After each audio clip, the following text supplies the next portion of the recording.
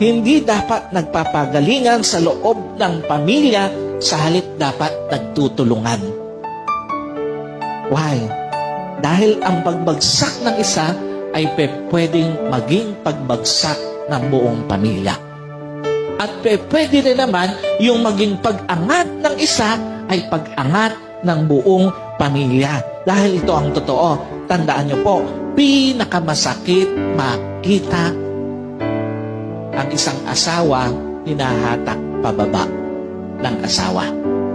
Pinakamasakit makita na ang magulang hinahatak pababa ang mga anak at yung mga anak hinahatak pababa ang kanilang magulang, and at the same time, ang pinaka-typical sa lahat, pinakamasakit makita yung kapatid na hinahatak pababa ang kanyang